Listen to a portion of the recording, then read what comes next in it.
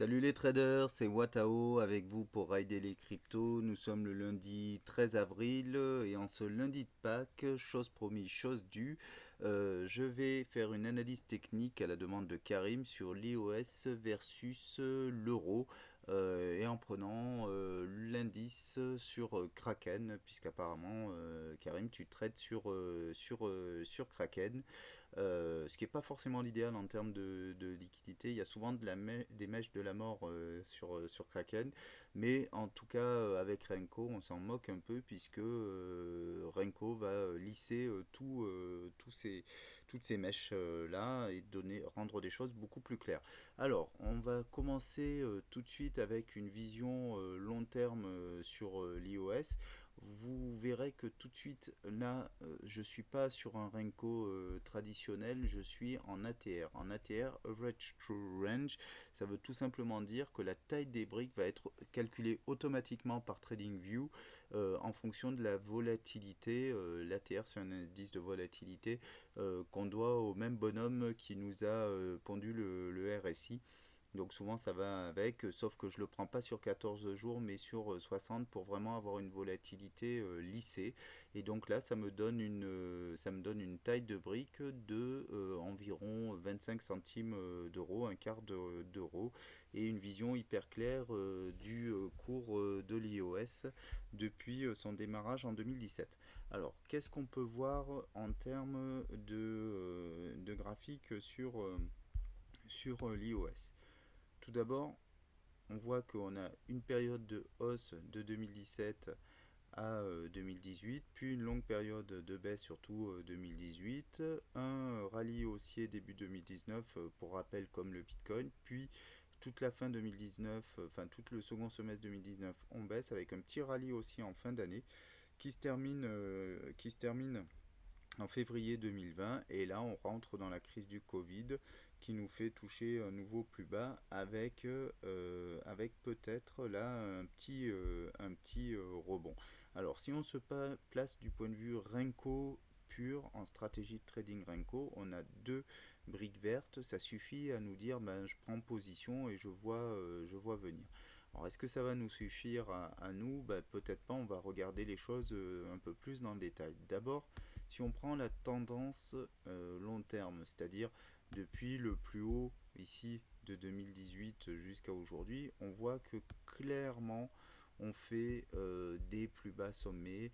On a deux grandes zones baissières ici tout 2018 et puis là second semestre 2019 et puis là le crash Covid.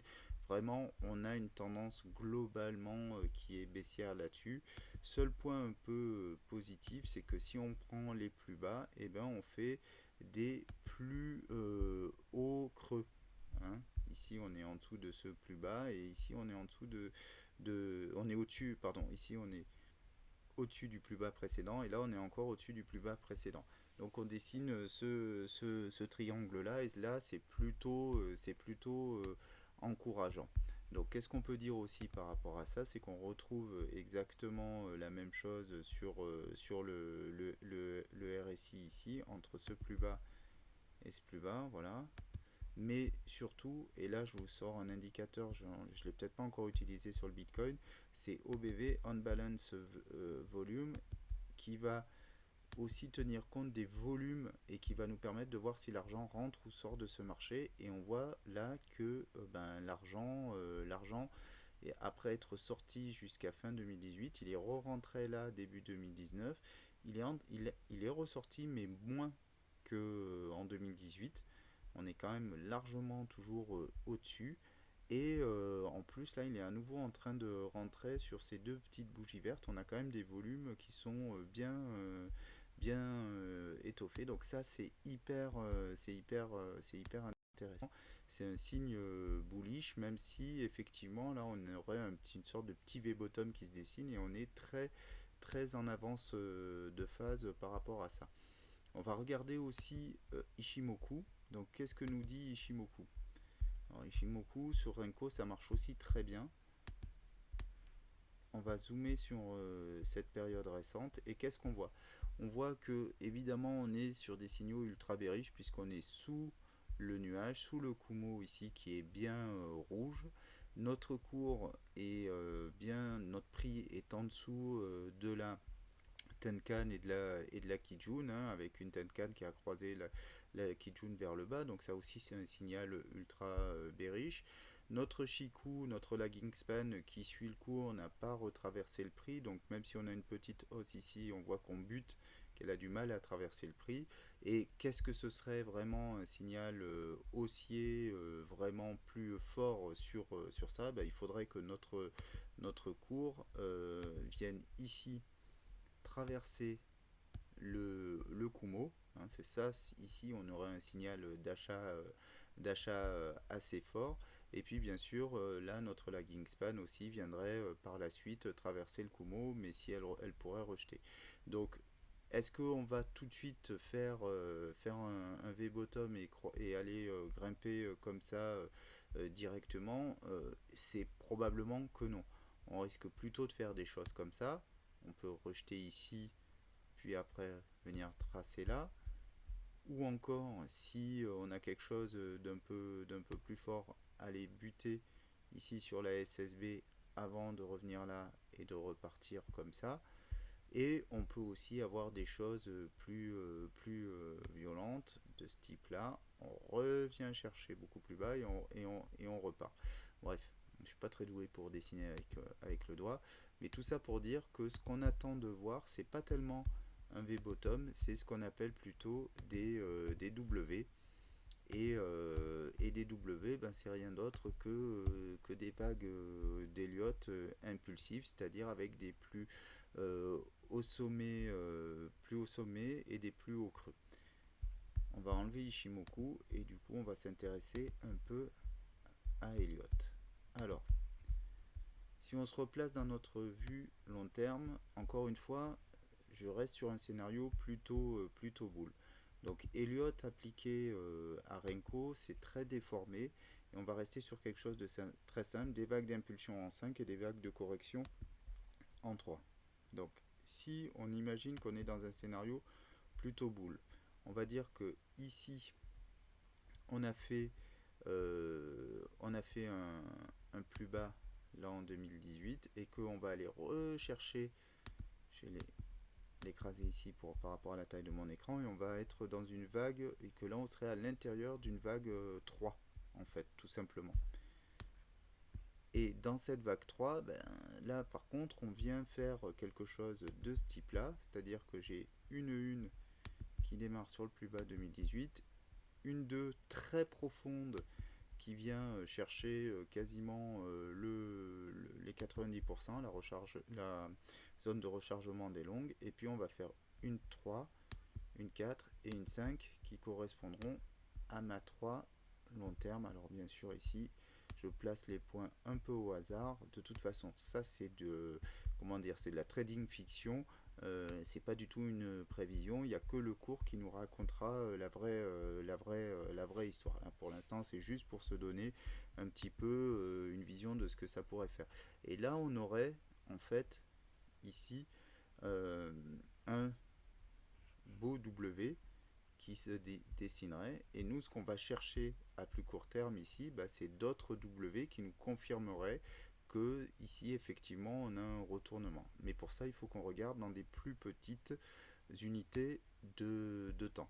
Alors, on va regarder ça avec toujours un graphique de Renko, mais dans le 1 heure. Et vous voyez, j'utilise toujours l'ATR et l'ATR 60 qui va me recalculer finalement une taille de brique de 0,025, soit à peu près 10 fois moins, 10 fois plus petite que les briques précédentes sur les clôtures d'Eli, puisque là je suis sur une clôture 1 heure pour recalculer le prix. Ce qui me donne en gros 10 fois plus de détails de manière schématique. Donc là, on a notre baisse qui a démarré en février avec le crash Covid. Et puis là, on est dans cette période-là. Alors, qu'est-ce qu'on peut dire à court terme sur notre iOS? On voit que, effectivement, là, on est dans une tendance haussière, hein. Clairement, on est dans un canal haussier qui est très net. Je vais le mettre en vert parce qu'on est haussier.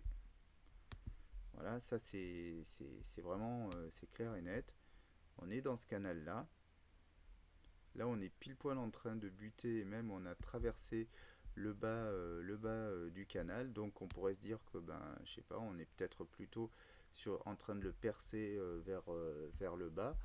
Et qu'on on va avoir l'occasion d'aller chercher des prix plus bas sur l'iOS. Alors, ça, c'est la vision du canal. On peut aussi se dire, chercher un petit peu des niveaux de prix. Euh, mais avant ça, on va regarder quand même ce que ça peut donner du point de vue Elliott, puisqu'on avait dit que ici j'étais sur le bas de ma 2 et que j'initialisais une 3. Ben, on peut également décomposer ceci en vagues d'Elliott. Donc 1, 2, 3, 4, 5. Alors encore une fois, pour les héliotistes pur jus, vous remarquerez que je me place en fonction du RSI, mais que mes vagues sont hyper déformées par rapport à de l'héliote classique. On remarquera aussi ici, voilà, que je vais aller chercher mon sommet de 5 ici. Pourquoi? Parce que j'ai la fin d'un cycle, étant donné qu'après au niveau du RSI, on voit que même si je fais une sorte de triple top, on voit que le RSI il est baissier, hein. On a une divergence ici. Et pour moi, ça veut dire que voilà, on est sur la fin d'un cycle et là on est rentré dans un cycle baissier qui est très clair ici au niveau du RSI. Et là, qu'est-ce qu'on peut se dire par rapport à ce cycle baissier? Bah, c'est toute la question, c'est-à-dire où est-ce qu'on va aller, jusqu'où est-ce qu'on va aller chercher. Ça, ce que peut nous dire Elliott par rapport à ça, c'est qu'on va certainement descendre en 3. Donc 1, 2, 3. Alors je le pose un peu au hasard. Et quels sont les niveaux qu'on va pouvoir aller chercher par rapport à Elliott sur cette baisse en 3? Eh ben, on va le voir tout de suite grâce au Fibonacci.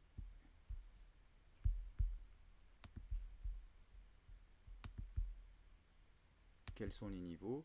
On a des zones d'achat potentielles ici sur les 38,2. Hop.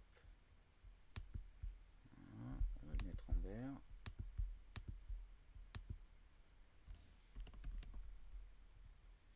Les 38,2 ici, les 50% ici et les 61,8, sans oublier la zone de rechargement des longues dans le scénario le plus bearish. On va prendre tout ça en fait, hein. Ici, voilà, on va prendre tout ça. J'enlève le Fibonacci pour y voir clair. Voilà, donc ça c'est des targets potentiels. Alors comment peut se faire notre ABC? Soit on dit qu'on a fait que là, voilà, on va venir ici, on va rebondir et ce sera une autre occasion éventuellement de short et on aura retracé à peu près, on peut rebondir à 50% de la baisse et aller chercher ici la zone des 61,8 qui est la zone qu'aiment bien les cryptos.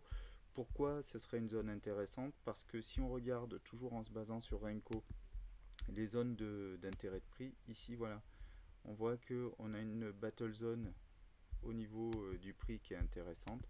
Je vais la mettre en jaune. Ici. Et puis que on retrouve cette zone, une zone aussi de bataille au niveau du prix ici qui est intéressante, qui correspond plutôt au 61,8. Alors plus précisément on va la placer comme ça. Voilà.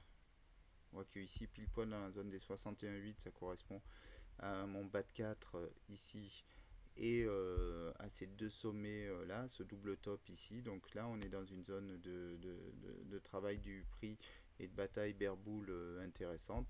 Et là aussi on voit qu'on a une zone de combat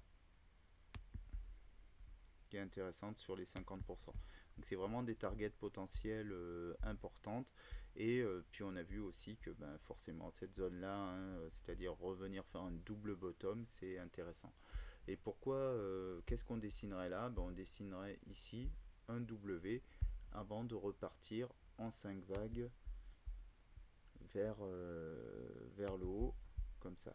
Tiens, on va faire quelque chose de ce type-là. Voilà. Ça, ce qui est aussi tout à fait envisageable. Après cette correction, de repartir ici, vers le haut. Voilà ce qu'on peut dire au niveau des vagues d'Elliott. Et si on regarde donc, et des targets qu'on pourrait avoir à l'achat. Alors, je vais enlever tout ça et puis on va regarder si on a quelque chose de pertinent hop, au niveau Ishimoku sur ces niveaux-là.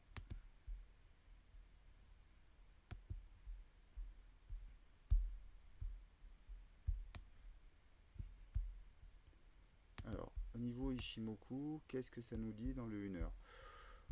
Bah, très clairement, on avait un Kumo qui était dans le vert. On vient de traverser le Kumo. La Tenkan a croisé sous la Kijun. Et là, on vient de percer le Kumo vers le bas. Donc, ça appelle une baisse plus importante, y compris vers ces niveaux-là. Donc, ici, ben, tout simplement, là, ça représentait les 50% de Fibonacci. Ça pourrait être une bonne zone, une bonne target, et puis on aurait quelque chose, un mouvement de type AB égale CD ou une petite ABC ici qui indique voilà, qui est une target intéressante et pertinente pour une correction de ce type là. Et on voit aussi la Chikou qui est sur le point de traverser le nuage. Donc si la Chikou traverse le nuage, en plus du fait que le prix l'est déjà traversé, ça ce sera vraiment bien baissier. On pourra quand même viser des targets plus basses, comme ici ce point d'intérêt qui correspondait aux 61% de retracement de la hausse précédente. Donc tout ça pour résumer à court terme, on peut tenter d'acheter de l'IOS là, en se disant qu'on est sur les plus bas historiques. Dans tous les cas, on ne se trompe pas beaucoup. Par contre, on peut tout à fait attendre plus de faiblesse pour en prendre et espérer comme ça avoir un ratio de gain encore plus important. Je ne vous invite pas par contre à shorter à court terme l'IOS, c'est déjà peut-être un peu tard, même si ici potentiellement on a du gain intéressant, hein. Sur Kraken, je crois qu'on propose du levier x2 sur l'IOS, donc pourquoi pas, mais moi j'encourage pas les gens à shorter là-dedans.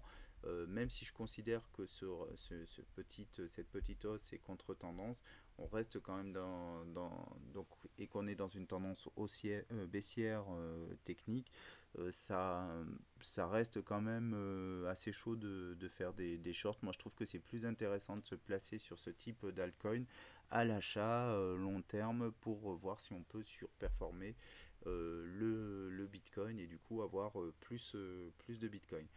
Voilà Karim pour cette analyse. J'espère que tu auras trouvé la matière à réflexion et à trading. Donc pas de précipitation pour de l'achat sur d'iOS. On peut attendre un petit peu et rentrer à meilleur marché. Mais dans tous les cas, si tu es pressé et que tu n'as pas envie de te prendre la tête, bah, acheter sur ces niveaux-là.